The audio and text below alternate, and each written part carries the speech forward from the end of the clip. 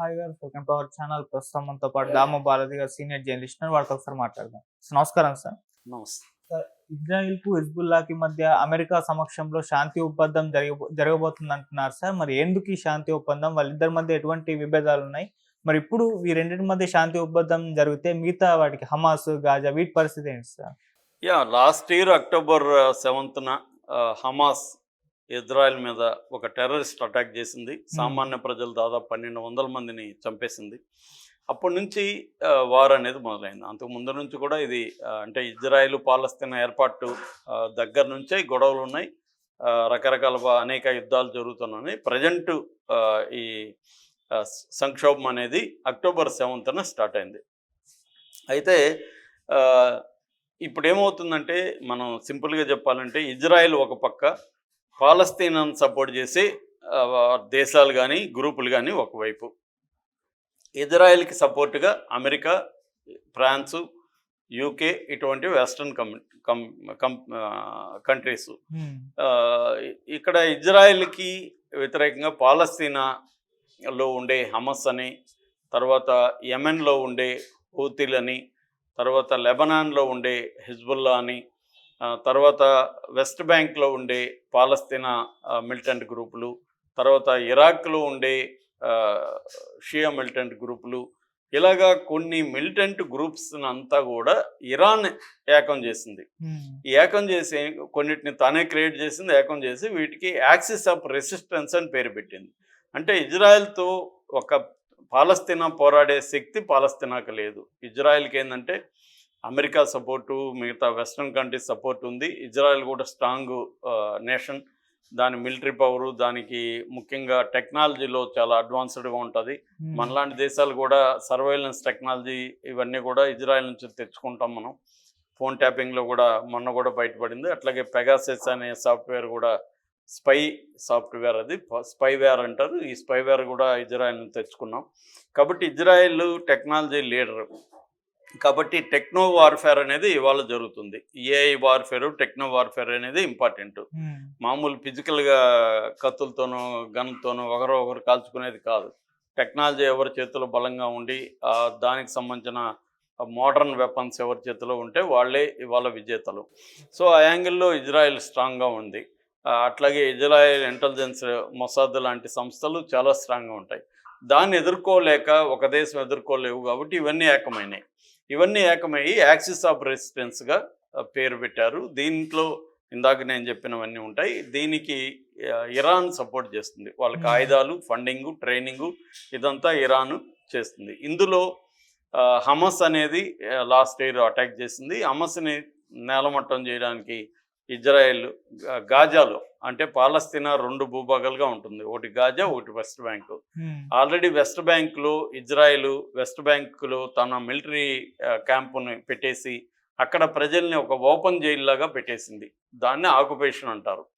Israel occupation అనేది ఎప్పటి నుంచో వెస్ట్ బ్యాంక్లో ఉంది. ఇక గాజాలో హమస్ రూలింగ్లో గాజా ఉంటుంది. గాజాలో 23 లక్షల మంది అరబ్బులు ఉంటారు, పాలస్తీన్లు. వాళ్ళని పరిపాలన హమస్ చూస్తుంది.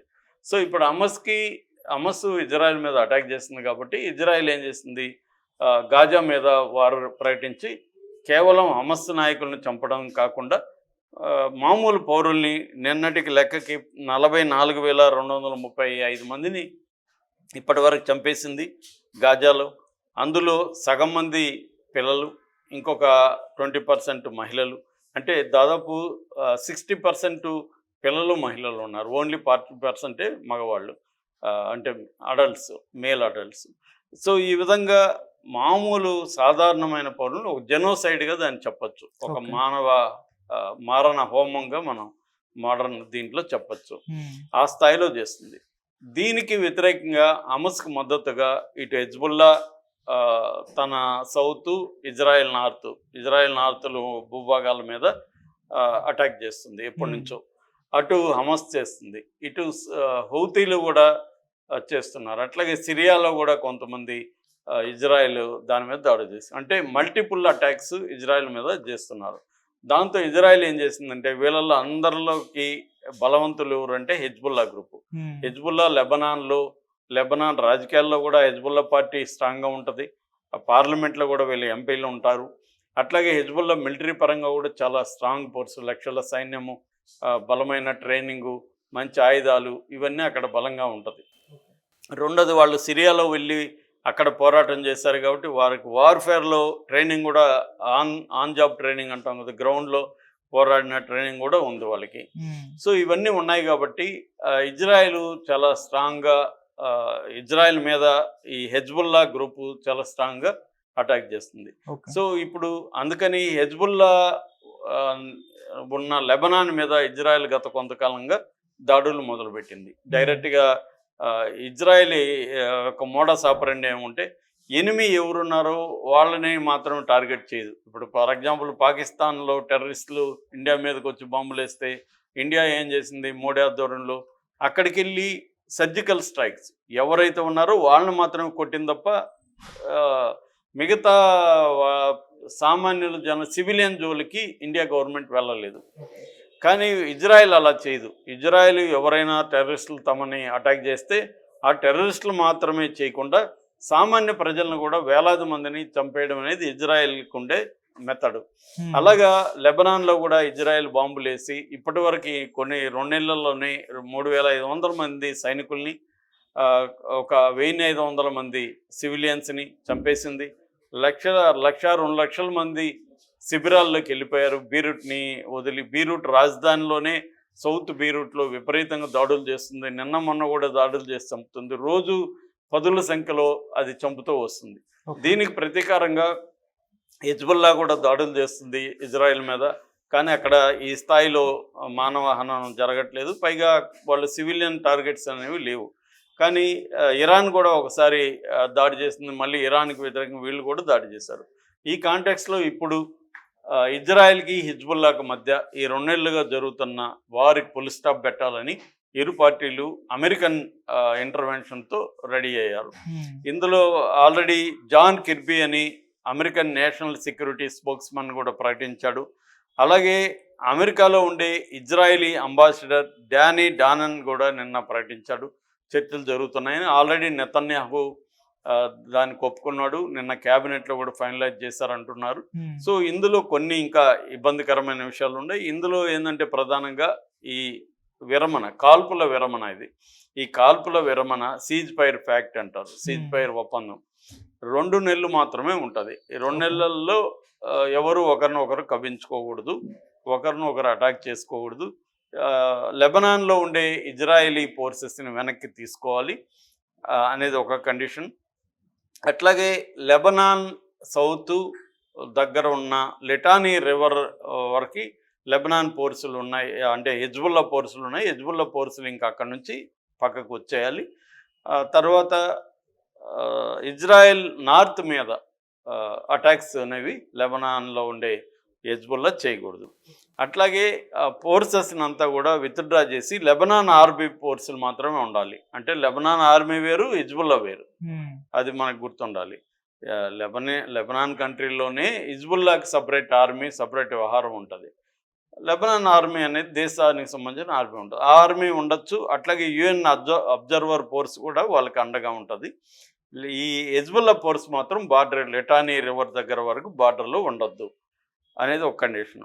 రెండోది ఇజ్రాయేలీ సెక్యూరిటీ అనేది 1982 నుంచి 2000 వరకు లెబనీస్ భూభాగంలో ఇజ్రాయెల్ ఫోర్సెస్ ఉండేవి. ఇప్పుడు అలాగా ఉండాలని ఇజ్రాయెల్ అడుగుతుంది, లెబనాన్ ఒప్పుకోవట్లేదు. మీ ఫోర్సెస్ మా దేశంలో ఎందుకు ఉండాలి, మాది కూడా సావరన్ కంట్రీ కదా అనేది లెబనాన్ చెప్తుంది. ఆ అంశం ఒకటి తేలాల్సి ఉంది. అట్లాగే ఎప్పుడైనా ఈ 2 నెలల్లో లెబనాన్ కానీ మా భూభాగం మీద ఏమన్నా కవ్వింపు చర్యలకు పాల్పడితే మేము లెబనాన్ మీద అటాక్ చేయడానికి మాకు రైట్ ఉంటుందని ఇజ్రాయెల్ అడుగుతుంది. అటువంటివి ఒప్పుకోవడానికి అమెరికా సిద్ధంగా లేదు, లెబనాన్ సిద్ధంగా లేదు. మళ్ళీ వీళ్ళు ఏదో కారణం చెప్పి అటాక్ చేస్తారనేది భయపడుతున్నారు. కాబట్టి దానికి ఒప్పుకోలేదు.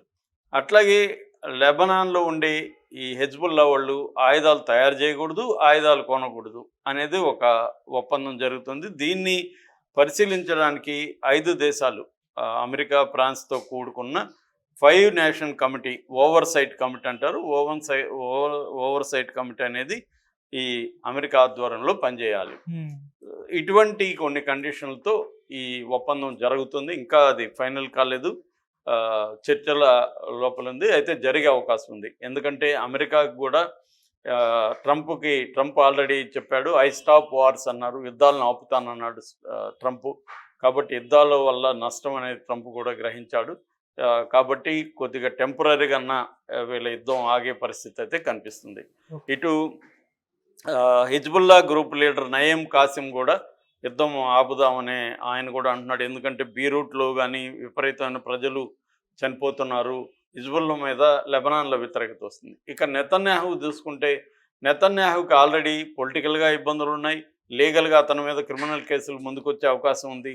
అందుకని యుద్ధం వల్ల కూడా ఎందుకంటే నిన్న కూడా 250 రాకెట్లు హిజ్బుల్లా 4 ప్రదేశాల్లో ఇజ్రాయిల్లో అటాక్ చేసింది. అక్కడ సామాన్య ప్రజలు పెద్దగా ఇబ్బందులు లేదు, కానీ మెయిన్గా నావల్ బేసులు, మిలిటరీ టార్గెట్,